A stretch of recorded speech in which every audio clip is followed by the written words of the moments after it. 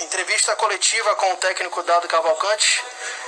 Dado, a pergunta de Del Machado do canal Os Feras da Bola. Dado, mais uma vez o Bahia teve dificuldades de ter a posse de bola. O que aconteceu para que isso ocorresse durante a partida? Bom, eu só discordo do mais uma vez. Nós temos tido em outros confrontos, inclusive, mais posse de bola do que os nossos adversários. Hoje nós sabíamos da dificuldade de manter uma posse, nós esperávamos a dificuldade, principalmente das circulações de um lado para o outro, pela forma que o São Paulo marca, né? O São Paulo marca no 10 contra 10 no encaixe, não trabalha com sobras, não trabalha com linhas defensivas, não trabalha com balanços, trabalha com pressão na bola. E todas as vezes que exerce essa pressão na bola, a gente, por uma condição característica também dos nossos jogadores, nós sofremos mais do que em condições normais, sofremos mais do que outros adversários que enfrentaram o São Paulo. E isso pesou, porque tivemos menos a posse e o São Paulo, consequentemente, agrediu mais a nossa defesa, tirando um pouquinho da nossa força ofensiva. A pergunta de Marcelo Muniz do Galácticos Online é: o Bahia praticamente abdicou do segundo tempo da partida, quando estava no melhor momento do jogo, tomou um gol. O que tirar de positivo de uma derrota como essa? Responder rapidamente após o jogo, né, ainda com a cabeça quente, com a adrenalina da partida, óbvio que vou refletir, vou ter as minhas reflexões, vou assistir o jogo de novo, vou entender muito o que aconteceu. As dificuldades previstas aconteceram, mas a gente sofreu um pouquinho mais, principalmente com a falta de ataque aos espaços vazios que o São Paulo consequentemente deixava pela defesa estar um pouco mais exposta, pela pressão alta exercida, enfim. Então, vou fazer essa reavaliação para entender melhor esse contexto inteiro. Nilson Luiz, da Rádio Itapuã FM, ele pergunta: Dado, praticamente Rossi e Nino foram muito bem marcados, anulados do lado direito. Você acha que isso fez a diferença no seu jogo ofensivo?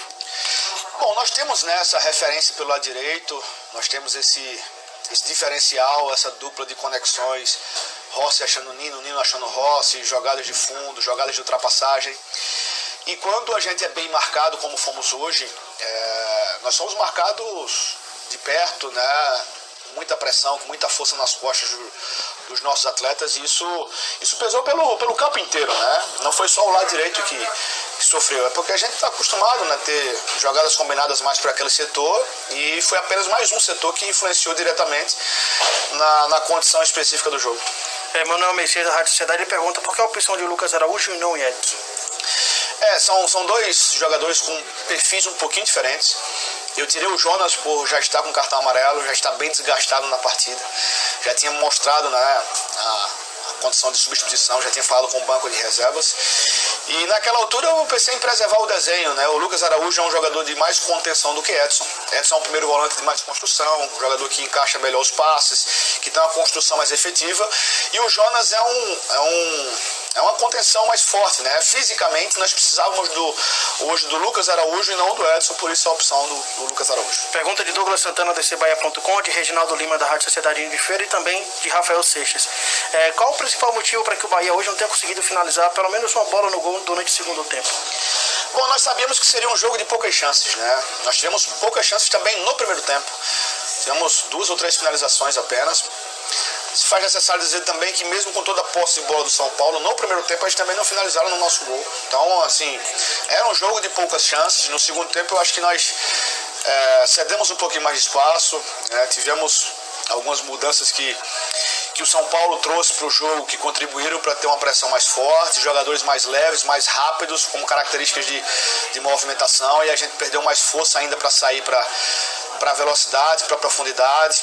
Então, acho que dentro do que esperávamos de dificuldade do jogo, ela se refletiu em campo, em condições, acho que com adversários que posicionam melhor, acho que a gente consegue ter um pouquinho mais de vantagem. Entender um pouco, né, já que iremos enfrentar esse mesmo adversário no retorno, entender um pouco mais o que nós produzimos para vencer essa defesa no primeiro tempo, principalmente. E deixar guardadas as informações para utilizá-la no jogo da volta. Últimas 2 perguntas da coletiva de Dado Cavalcante. A de Jailson Barão, da Rádio Excelso. O Bahia vinha de bons jogos fora de casa e hoje não foi diferente. Mas em grandes jogos não se permite erros e descuidos recorrentes. Como aproveitar uma sequência dura de jogos pela frente para ter resultados positivos? Concordo. Jogo de cachorro grande geralmente vence no detalhe, né? E esse detalhe mais uma vez pesou pesou a favor do nosso adversário. A gente lamenta demais, sai magoado, machucado, né? Pelo resultado. Entendemos muito o jogo difícil que enfrentaríamos, entendemos muito a marcação alta do nosso adversário, a dificuldade de construir, a dificuldade de circular. Tivemos 2 trocas, né, da equipe que vinha jogando, que mantinha um padrão. Teve a estreia do Liger, que fez um jogo muito regular, muito tranquilo.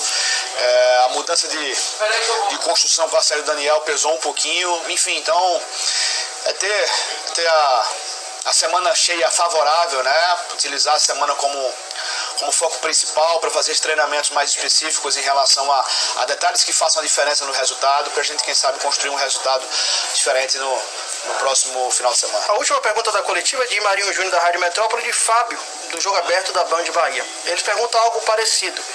Marinho Júnior pergunta por que Oscar Ruiz e Maicon apenas aos 39 do segundo tempo. E a pergunta de Fábio é parecida, perguntando se você acha que tem demorado muito para fazer alteração no time.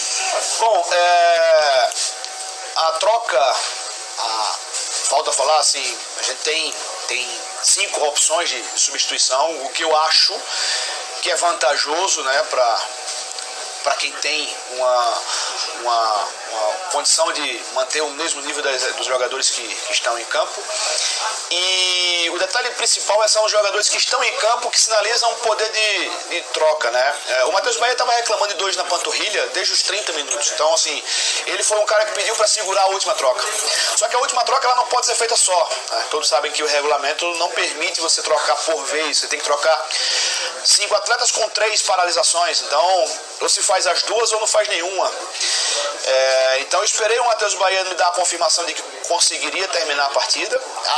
A definição dele permanecendo em campo, falando que finalizaria o jogo, me permitiu assim abrir o espaço para fazer a dupla troca, né? A troca dos nossos sistemas em velocidade, para quem sabe surpreender o nosso adversário nos contra-ataques, que até então era aquilo que desenhava o